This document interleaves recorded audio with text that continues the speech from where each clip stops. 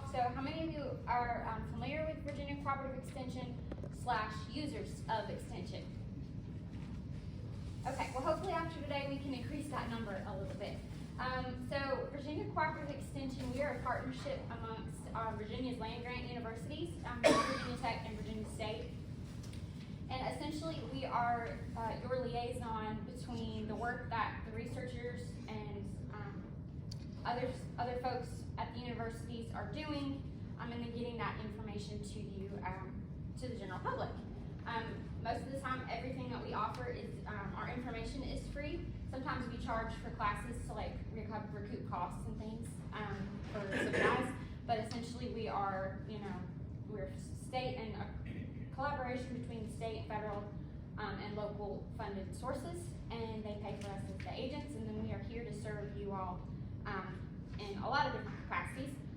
The one that I'm mostly involved with would be agriculture related, but Virginia Extension also serves under several different program areas. Particularly, a lot of people are the most familiar with 4-H, the youth development program, who serves all of the youth in the community. And then we have the agriculture and natural resources, which I'm under. And then also community development, community viability programs, as well as family and consumer sciences, which are like your used to be home ec programs within the community that kind of teaches people how to live healthy and things like that, as well as safe food and all that. So within my specific role, I'm the commercial horticulture agent for Carroll, Grayson, and Wythe counties. So the majority of my work revolves around helping farmers to produce horticultural crops. If you all, are familiar kind of with what grows here around, I do a whole lot of work with pumpkin production, Christmas trees, kind of our large vegetable producers of just various miscellaneous things. And then kind of, as you trickle down in our orchards too, gardening kind of falls. I help a lot with people who garden, and as well as my counterparts, Steve Podorf, who is the agriculture agent in Carroll County, and Kevin Spurlin, who's the agriculture agent in Grayson County. So the three of us really do a lot of work together every year. We partner multiple times a year to provide education for folks, as well as our annual pesticide recertification classes. So we're always busy, always working and out trying to teach and educate the public about agriculture, which I'm assuming you all are pretty interested in, as you are here in our gardening classes. So today's topic, I got asked to talk about soil and garden prep. So I developed this presentation to kind of cover the basics of you're wanting to start gardening in some capacity. How do I start? What do I do? What do I do with my land? What if I don't have enough land? That sort of thing. So some of the stuff that we're going to talk about and cover includes generally planning your garden, determining the size, type, appropriate location, what kind of crops you may or may not decide to grow, and then how to prepare your soil. Key piece of that being soil fertility, which we will address through soil testing, and hopefully you all saw I had some of the testing kits up here, as well as kind of some big picture overview of fertilization and things you need to know regarding that, and I also threw in some stuff on irrigation, which hopefully will be helpful to you throughout the season. Alright, so to get us started on just planning your garden, so some of the typical questions that you should probably already are thinking about include just what do you want to grow? What crops, fruits or veggies are the most interest to you, and why? You need to decide, is it all going to be for fresh consumption, or am I planning on preserving this? Is this something I want to share with my others, my neighbors, whoever? Do I want to sell if I have any extra, or is this just to feed me and my family for the season? And that of course determines how much you plant.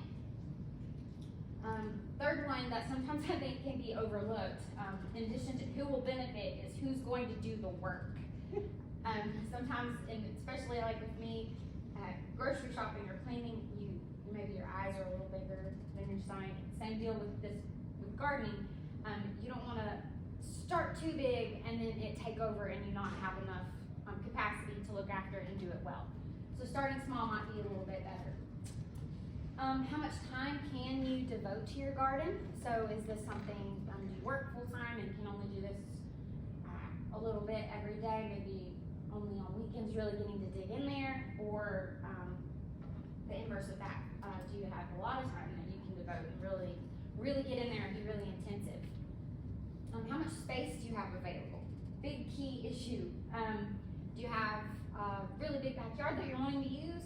Do you live in an apartment and you're only able to do some small container gardens? That can play a role in how we plan and what we choose. Big thing that we always like to be proponents of is the planning on paper first.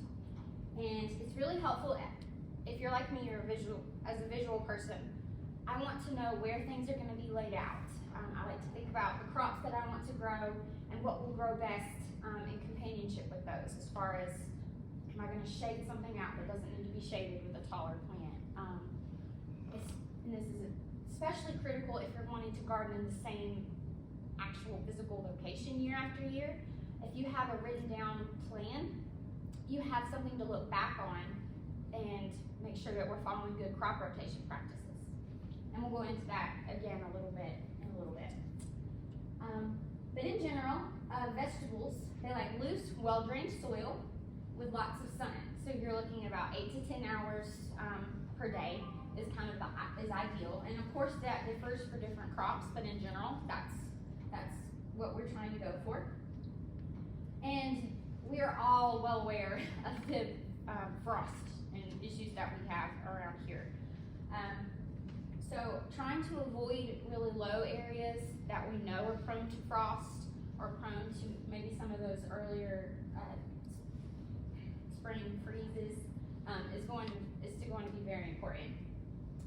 Something else is to make sure that you are located near a water supply. Yeah, sometimes irrigating your garden is not have to if we have a really good year and we're having sufficient rain, but as you probably are aware, the weather here, we like to have either an extreme one way or the other. It either rains and never stops, or it's dry. So being near a water supply will give you that ability to irrigate if needed, and we'll talk about that in the irrigation section. And then of course, I already mentioned crop rotation is something we need to consider. So certain vegetables or fruits or whatever that are, particularly vegetables that are in the same family as one another, never need to be planted in the same location year after year. So just in general, some of the things to consider when we're making our plans are the climate in which we live. We've already discussed that a bit. Sunlight, the types of plants that you're wanting to grow, what varieties you're wanting to select, the location of your garden, the size of your garden, what growing practices you would like to implement, whether that be conventional or you want to follow like IPM or organic styles, and just in general, your needs for the garden.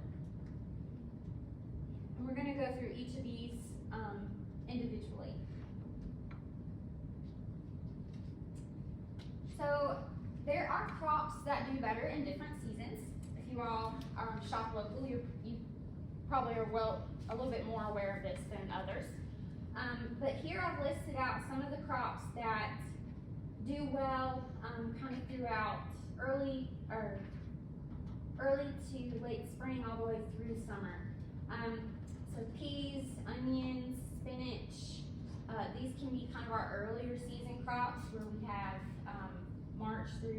mid-March through April crop, and then we may have a second additional crop like with spinach and some of our other greens like that in late summer through early fall.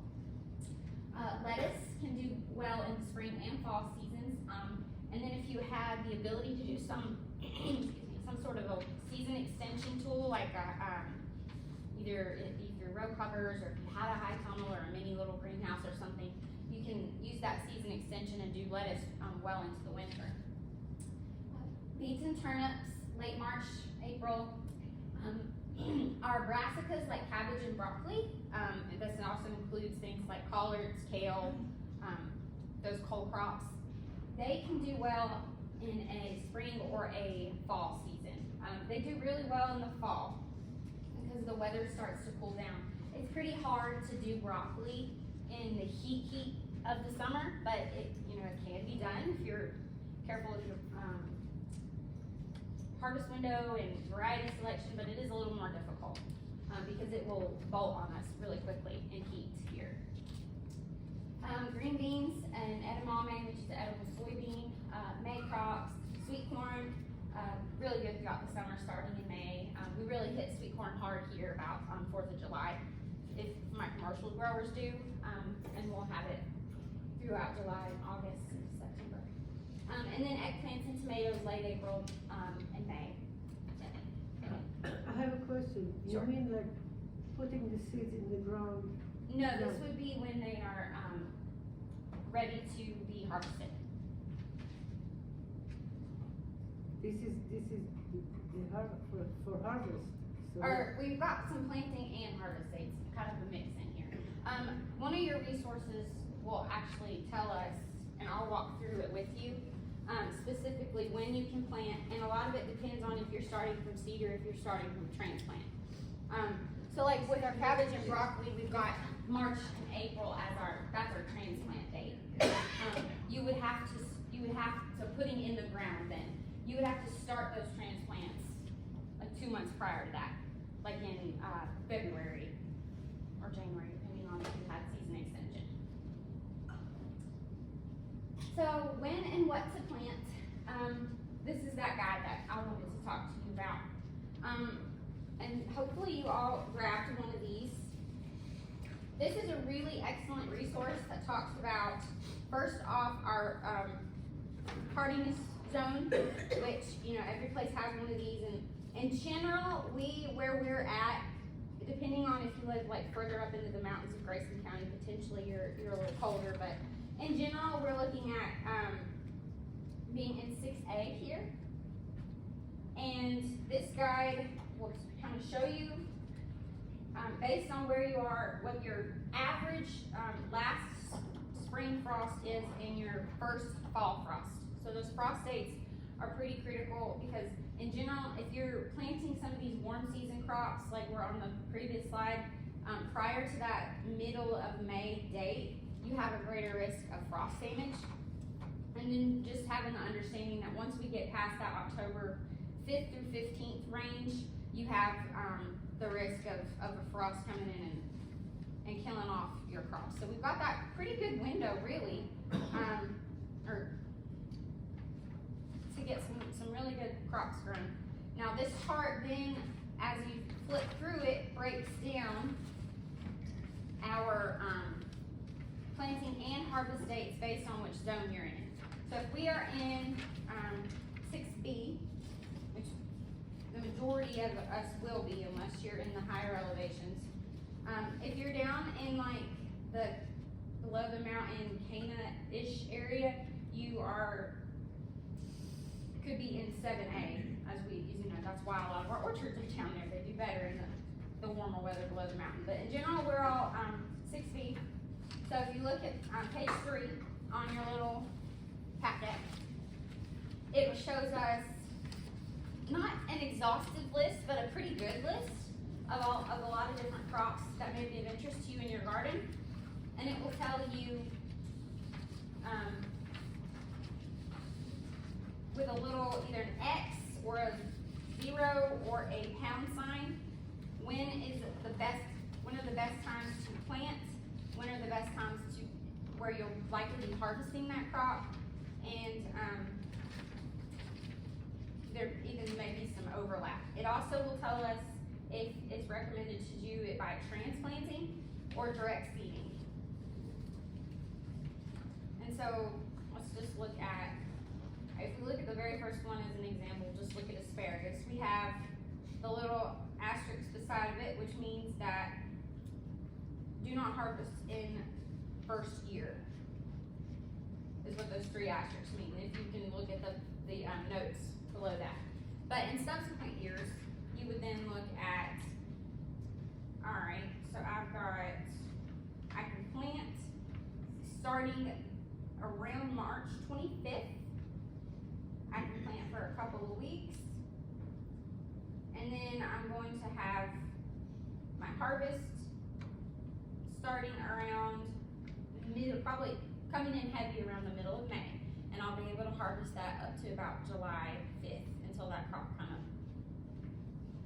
of ends. And then you've got some other crops, like let's look at our brassica. If we look at broccoli, you've got the one asterisk, which when we go down here means it needs to be started as a transplant. And then if you look at the date, we're just gonna start transplanting that around March, could be March, late March, starting into April. So yeah, you might be transplanting it a little bit before that frost date, but these are also our brassicas are a more frost tolerant crop too, as compared to some others. So that's probably why you see that there. And then you've got several weeks where you can get that first planting out, then we have a break, and then you start getting your first harvest from that first planting about in June. We'll harvest for a couple of weeks, and then there's a hot summer break where then we are starting to replant in August for a late September into October crop. So you have the two seasons, and that's a good example to show how you have a fall and a spring crop. So that's a fairly easy to follow table, but of course, if you needed any help with understanding it, you could just let me know. But they do have a note too at the top that anytime you're using row cover fabrics as like frost protectors or cold frames, you can likely extend the planting and harvest window a little bit on each side. So a little bit earlier and a little bit later.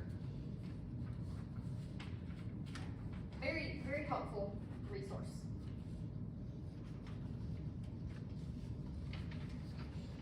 I've already talked about all that because I walked you through it. And so this is kind of what I mean by some of the season extension options. This is just like a hobby greenhouse you can order offline.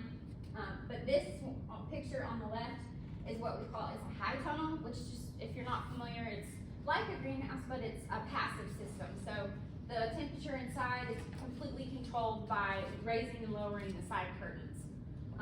They can be as fancy as you want them to be, or they can be something you just make yourself with PVC pipe and plastic. There's 1,000 different ways that you can implement either one of these structures. There's also row covers that people can use that are much smaller, which would go over a row, one row at a time, and just have a little piece of plastic that you can fold up, fold down, or roll up and roll down. Same concept, and oftentimes, sometimes those are used as insect control as well. So they may talk about that probably in your IPM class next time. So when it comes to sunlight, I already said that most of our vegetables like 8 to 10 hours a day, and you want that southern sun, which is better and warmer. Try to locate away from trees, buildings, and other structures that might block sunlight if possible. There are certain crops which are more, which need more than others, and oftentimes, you probably discussed it, when you're planting from seed, all of the light requirements and all of that stuff will be on your seed packets or provided to you from the seed supplier. So you want a fairly level location, well drained, little shade, and I mentioned how it can be important to start small. So there's kind of a general recommendation that floats around about a 20 by 20 or a 20 by 30 size garden, which is said to be able to supply around a family of 4 for a year. So you can kind of adjust accordingly, but that's kind of the general recommendation. If you can start smaller than that, if you're just trying to get your feet wet, sure, starting small is always good, and then you can learn and change and grow as you get more greener thumbs. We've discussed the issues with low spots and frost. So sometimes even a slight slope might be better because you can help with some of that air drainage, but just a slight slope.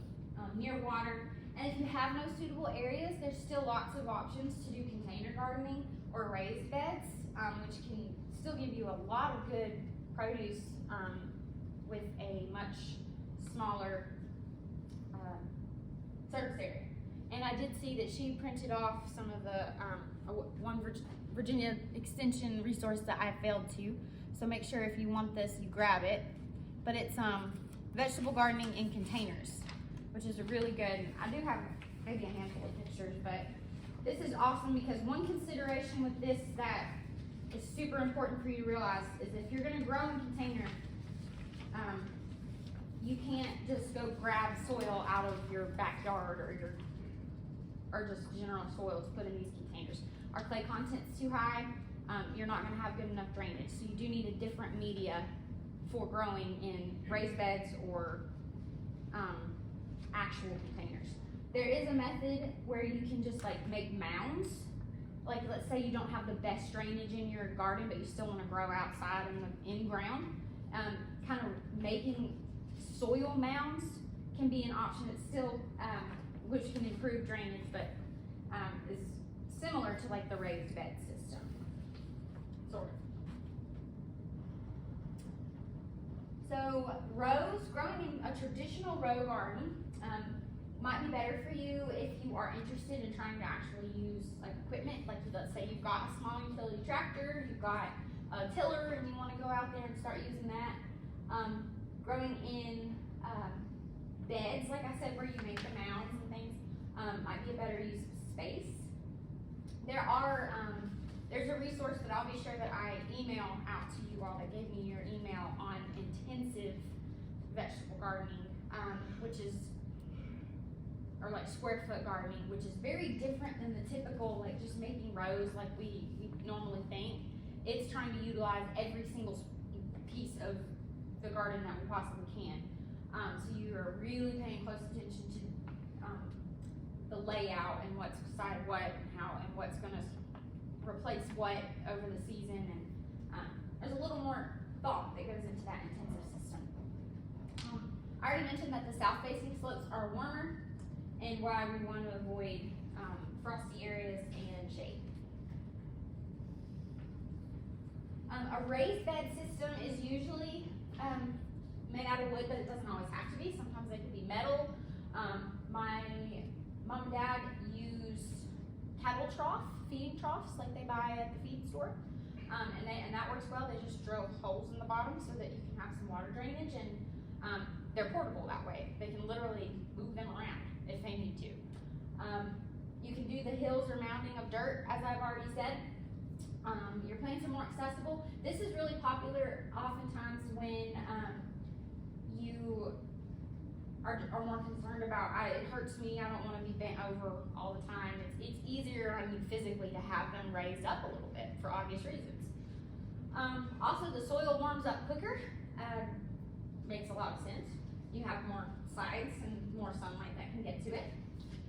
Less soil compaction, we're not running over it with equipment all the time, and you can increase your plant density that way. Obviously good, better for small spaces. You can do really cute little planters with flowers and mix it all up and make it really aesthetic. Certain types of plants do really well in container garden systems. Tomatoes, strawberries, for example, other crops where you can really get in there and do the staking and trellising, so works really well. Herbs. One thing to note, anytime you have something growing not in the ground, we're like, yeah, the soil warms quicker, it's for that same reason it dries out faster. So you need to make sure that you are more on it with your watering.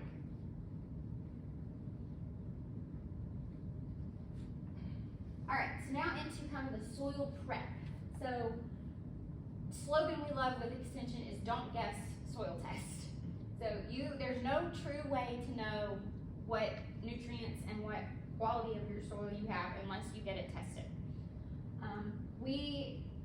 Virginia Tech offers this as a service. They have a soil testing lab on campus that is available for you all as the public to utilize.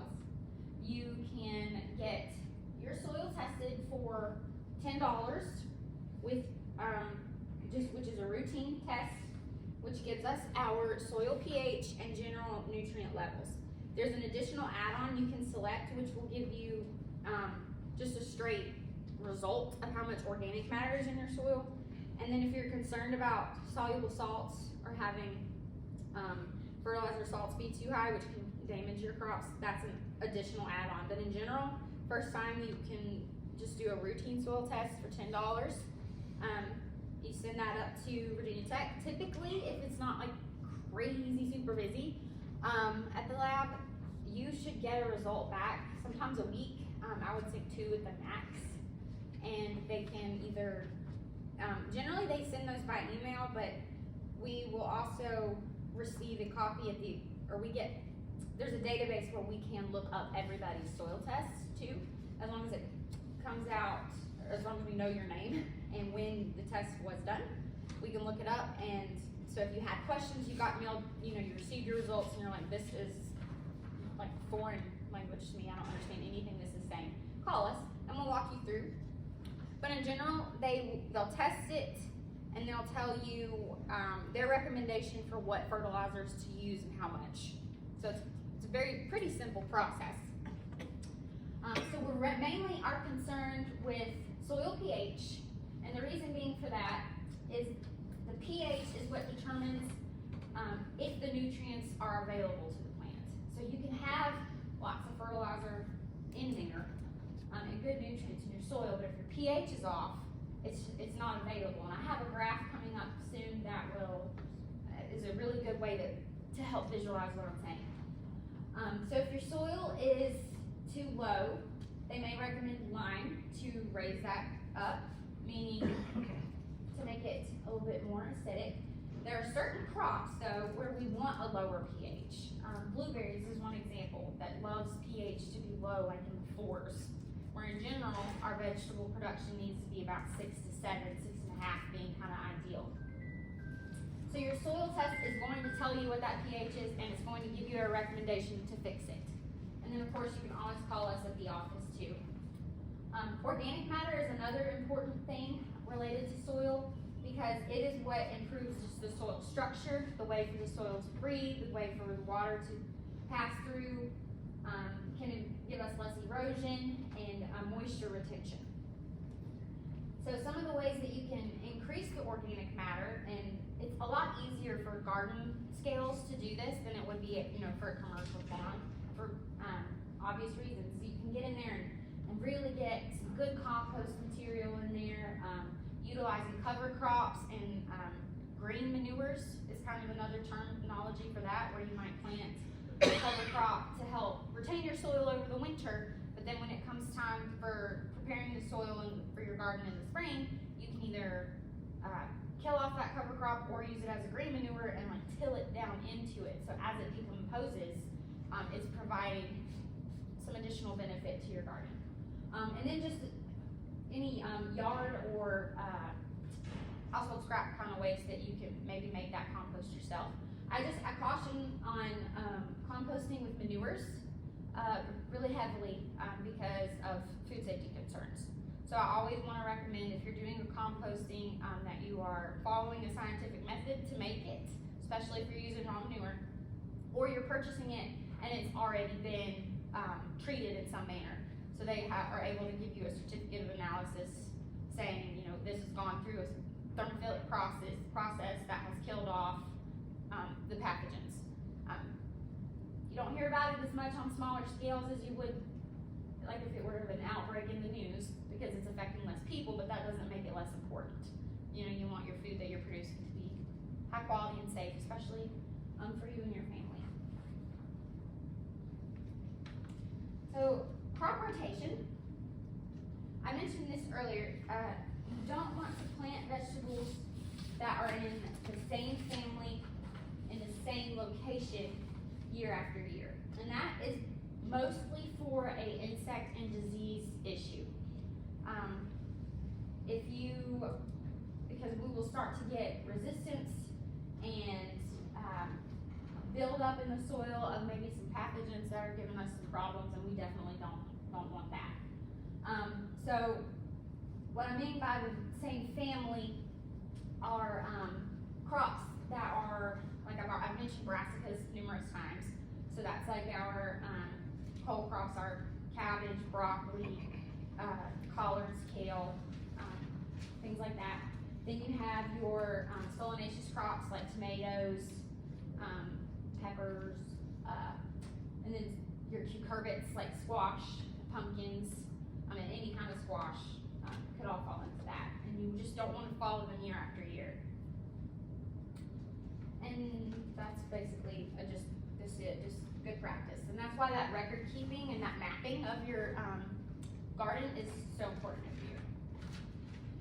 Some plants, and this is just a short little list that talks about some crops that are fairly easy to grow when you're first starting out. Tomatoes is a really good one for the garden. They're usually very prolific, and they do really well even with very minimal inputs. I grew some in my flower bed last year and ate tomatoes all summer, and didn't do anything to them hardly at all. So beans, lettuce, summer squash, Swiss chard, pepper, and collard greens are all pretty low maintenance, good ones to get your feet wet with gardening. Alright, so this is going into a little bit more detail about garden fertilization. I've already discussed the importance of having that soil tested because that's the only way to truly know what's in it. And so after that soil testing is completed, they're going to give you a recommendation for fertilizer, and they're going to tell you, what kind to put on there. That's called the fertilizer analysis, which is providing us with 3 numbers, the percent by weight of nitrogen, phosphate, and potash. So you've probably heard of NPK, and that is the 3 numbers that are on all fertilizer bags in that order. So it's always nitrogen, phosphorus, potassium.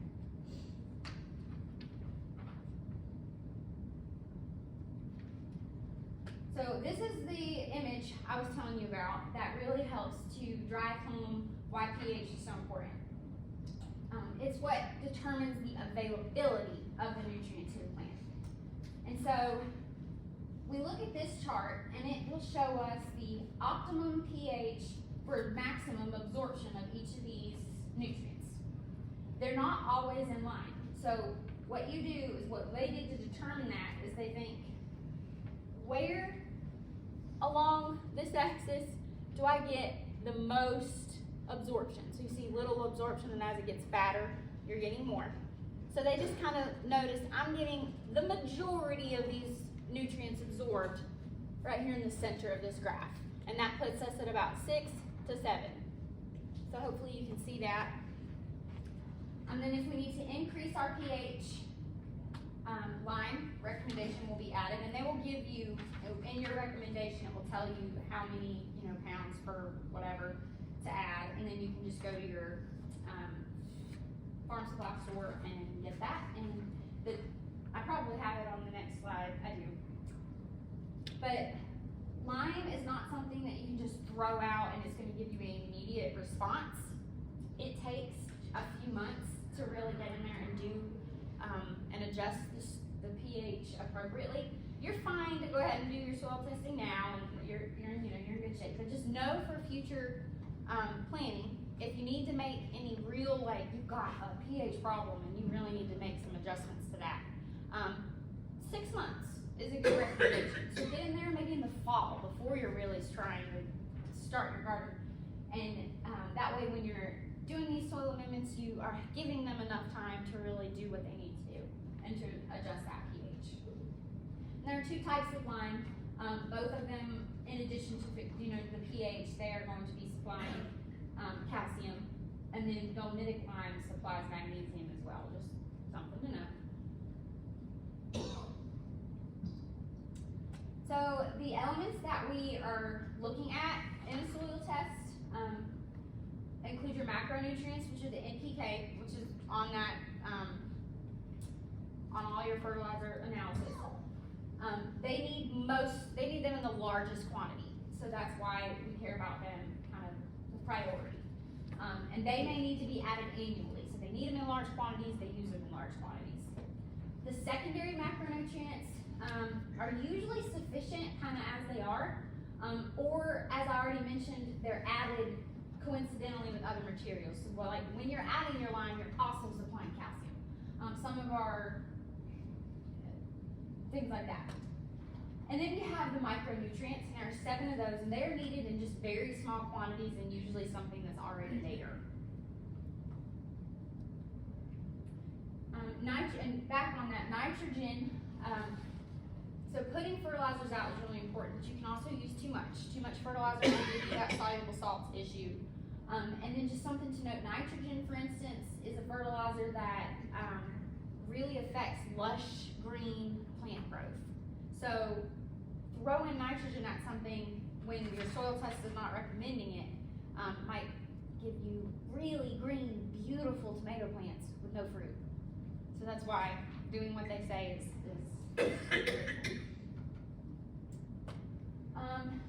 and there are organic fertilizer options. So an organic fertilizer just means that the nutrients are derived from a once living organism. They take longer to activate, essentially. So if you go out and you just buy like a synthetic fertilizer or chemical fertilizer, they're quicker to cause a response than the organic ones. So this would need to be added in, prior to, give it enough time to do its job. But it will release nutrients over a fairly long period. They also have that additional benefit of improving organic matter. So like if you're using a good compost or whatever, you're supplying the nutrients, but also really building that soil tilth too. Improving the physical structure, and then also you can affect the bacterial and fungal activity in your soil. And this is often, more popular with gardeners just because they can really get in there and do a lot of work on this. The synthetics act quicker, relatively inexpensive, and very readily available. So they'll give you good results with your fertilizer as far as getting the nutrients there and activated, but they're not going to give you the improved soil structure benefits that organic fertilizers would. But there's a place for both, so just it's your preference. But with this one, we do need to treat them as if they were a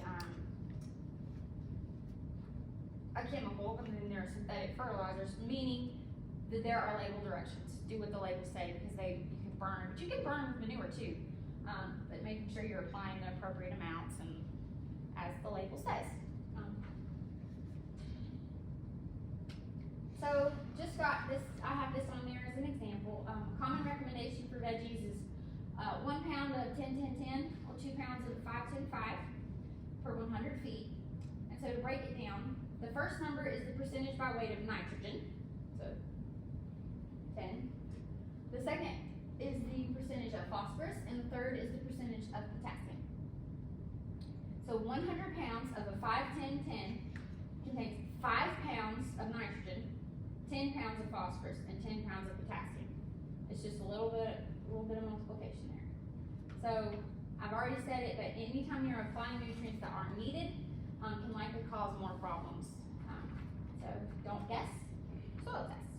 Cool thing about the soil sheet for home gardens and lawns and things is it's got instructions too on the second page that actually tell you how to take the sample. So it really doesn't require any special equipment. I mean, you could, if you wanted to be fancy and buy a soil probe, you can, but just a shovel or a little hand trowel would be just fine. But so you would kind of visualize where your garden is going to be, and I like to just do a zigzag pattern, get you a bucket, carry it around with you with your shovel, and go about 4 to 6 inches deep, a bunch of different places in your garden plot at a zigzag pattern, and then mix that all together, get a good representative sample. It will likely be more soil than you need, but we want that really good average. And then the goal is to fill the box. This is all that they need for a soil sample. Now, if you're doing large acreages, you're gonna need to split it up, to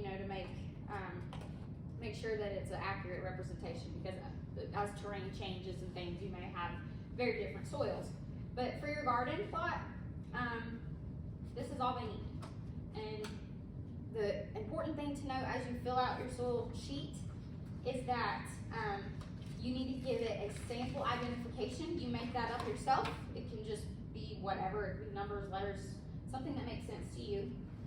And then make sure that whatever code you give your paper matches the box. Because once it gets to the lab and they become separated, they have to be able to match your info with the actual sample. Another thing to note is that this sheet will ask you for the plant to be grown. This is so they can make you an accurate recommendation. They need to know, for us to tell you how much fertilizer to put based on what you have, we need to know what you're trying to grow so we can match it to the fertilizer requirements of that crop. For gardens, there is a general vegetable garden option, and that would be like code 210, so you would put 210 here. There's also one for flower gardens and roses. If you get into fruits, it changes a little bit, and so you have a different code for apples, blackberries, blueberries, peaches, whatever, strawberries. But you just want to make sure that it matches what you're planning on doing. And then if this is your first year ever, and you won't have any info to put here as far as the last time you put lime or the last time you, and how much lime you added. But if you know that information, that is helpful for them. So you can fill that part out with how long it's been and how much you put out. And other than that, that's all they need from you apart from just your basic contact info. Yeah. About the raised beds, would you do soil testing in that or no? Yeah, I would. And depending on like if you're buying like garden raised bed soil, you know, you can actually buy it to do that at your supply stores when you're testing everything. You may only need one test for all of them if you know they're all filled with the same thing. But if year after year you're making changes and each one's different, I would test those separately. Okay. Because they're not being treated the same, if that makes sense. So, that's the gist of soil testing. Just pick up Pretty simple. the one question. Yeah. I have a neighbor that's gonna supply me with some sheep manure, and it's not fresh, but it's mixed with pine shavings. Mm-hmm. Can you do a test of that to make sure it's not got anything bad in it before you? Like, you mean checking it for pathogens, you mean, Yeah. by bad in it? I don't know the lab that, I'm sure there are some, but treat it as if it does. And my recommendation for you is just apply it, if you're applying it now too, you just wanna keep it off the edible portion of the crop. So right now, we don't have anything growing or whatever, so just be smart when you're putting it in. I would incorporate it too into the soil if you can, so that it's over time, the sun is gonna take care of a lot of that. Just being out in the environment is gonna take care of a lot of that. What you don't want is like you've got fruit out there ready to harvest and you're throwing that stuff out there just because it's increasing your risk. But right now, just be smart, think proactively, and it really wouldn't be much of an issue unless you had like a root crop, for instance. But just well ahead of time and you should probably find. And think about too, when applying manures, what is the type of crop? So is it something that's gonna have a cooking kill step? Whereas, meaning if you're applying heat to cook it, you're killing off whatever pathogens might be there. If it's something you're eating raw, like a leafy green or something, then you wouldn't. So you can choose which crops maybe to apply it to versus others. So really, don't put it in the root crops. I just want you to be aware that the risk is there. Okay. Yeah.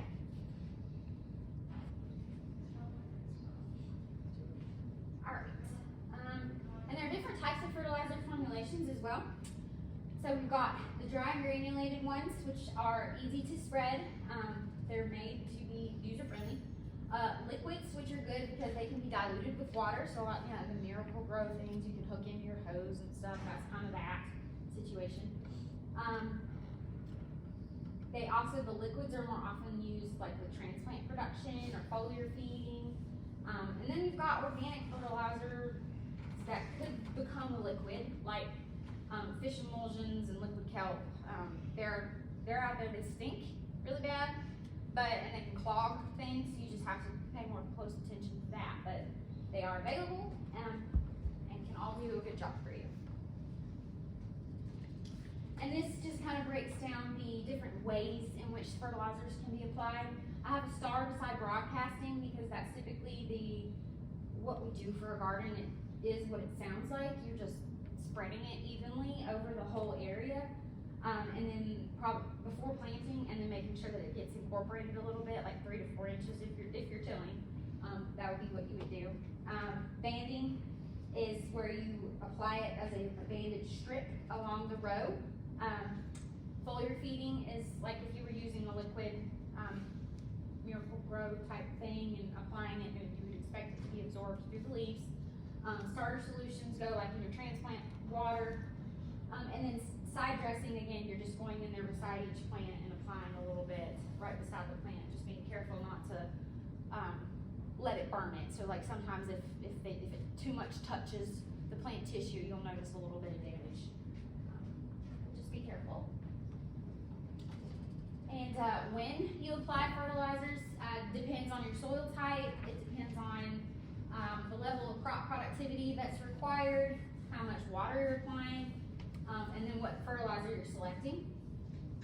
I kind of mentioned this, alluded to this earlier, but for our 3 macronutrients, nitrogen is the one that's really going to give us that leafy, lush green growth. Phosphorus is a nutrient that promotes root and fruit production. And potassium is one for cold hardiness, disease resistance, and general durability. And you can get different formulations. So if, let's say you knew you had, I've got really healthy plants, but I want, more fruit or whatever, you get a lower N number, higher middle number, lower potassium. So you can kind of select that way. Like they have root and bloom products that you may have heard of. All right, and then I want to wrap up with a little bit of general knowledge about irrigation because this can be super critical. You don't want to put out all this work and your crops dry out, right? So how much water does a garden actually need? Vegetables typically require 1 inch of water per week. How do you understand what that means? Can be a little confusing.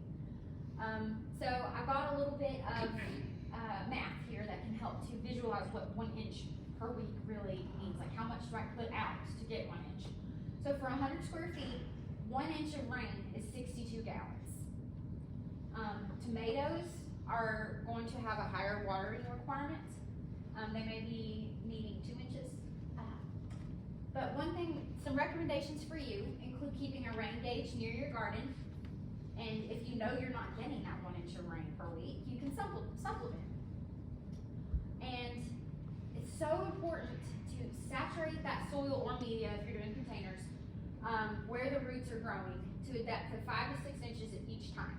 A light watering very frequently is worse than a deep, good, heavy watering on an infrequent basis. You want, because if you're watering too little but a lot, you're teaching the roots they don't need to hunt for the water. So then you have very shallow roots, they're not doing what they need to be doing and getting out there and growing deep to collect that groundwater naturally. And then of course you're gonna have higher watering needs certain times throughout the season based on the stage of development of that crop. So, excuse me, it's very important in germination, obviously. We want those seeds to be able to burst open and have a good start. Immediately after transplanting, they need plenty of water so you don't have that transplant shock. And during the first few weeks of development, yeah, obviously that makes sense. And then during the development of edible storage organs. So fruiting, the head development, whenever that plant is developing the part you're gonna eat. So with cauliflower, broccoli, when it starts heading out, make sure they're not drying out. With sweet corn, when you are developing the ear and you've got those tassels coming along. Cucumbers, eggplants, tomatoes, flowering and fruiting, very critical times. And then our head crops, lettuce, cabbage, when it's starting to head out. And then peas and crops like that when the pods are filling. So just pay more close attention during those times.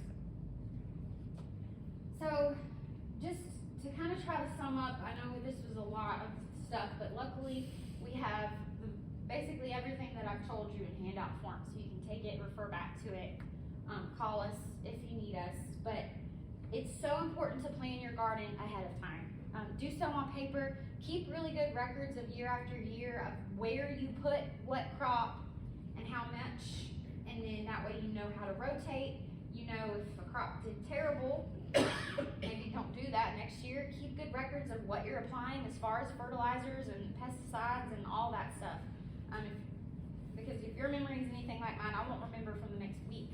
So it's very important to have that record, and all it's gonna do is make you a better gardener. Just kind of what you do in this particular order. So after you make your plan, you're ready to implement, so you can till your ground or do whatever you're doing. If you're adding compost to it, adding any soil amendments, media in your container gardens, plant your seeds or your seedlings as appropriate based on our recommendations, water as needed. And then I know I didn't talk about this because it's coming in future classes, but scouting for pests and problems, insects, diseases, nutrient deficiencies, that's something you need to be doing daily. Just if you're able to go out there and spend some time in your garden, take a look, see how things are going, that is only going to pay off for you. Weeding needs to be a constant thing, obviously. Anytime that we have weeds there, they're competing for those nutrients that you're trying and working so hard to make sure your plants have. So get those weeds out of there. And then hopefully you have a bountiful harvest that can supply your family and whoever else with lots of yummy vegetables.